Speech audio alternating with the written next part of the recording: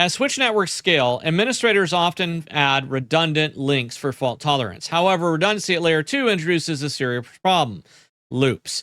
In this module, we're going to examine how Spanning Tree Protocol, or STP, prevents broadcast storms and maintains a loop-free topology while preserving that redundancy. Redundant links are good for availability. If one path fails, traffic can use another link. However, at layer 2, switches forward broadcast frames without decrementing a TTL field. Unlike IP packets, Ethernet frames do not expire after a set number of hops. This means that in a loop topology, a broadcast frame can actually circulate indefinitely. This result is a broadcast storm, consuming bandwidth and destabilizing the network. In a loop, broadcast frames multiply rapidly. Each switch forwards the frame out multiple ports. This causes exponential replication. Switch MAC tables begin to flap as frames appear to arrive from different directions. Switch CPUs spike under the load. Within seconds, the network can become unusable. STP, or Spanning Tree Protocol, solves this by logically disabling certain redundant links. It calculates a loop-free tree structure across the switched network. Redundant paths are kept in a blocked state, ready to activate if an active link fails. This preserves our redundancy without allowing loops.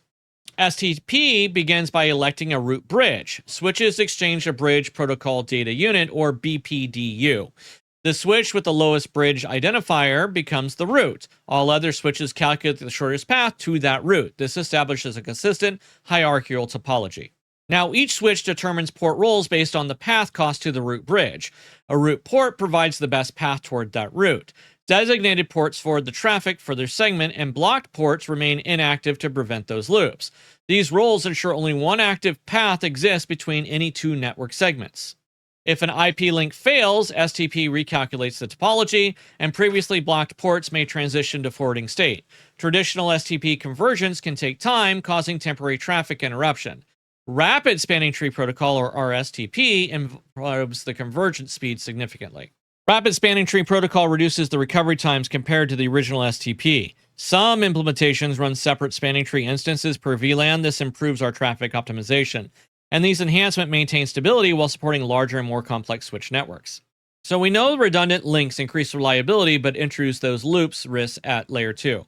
Spanning Tree Protocol ensures a loop-free topology by selectively blocking redundant paths. This prevents broadcast storms while preserving that failover capacity.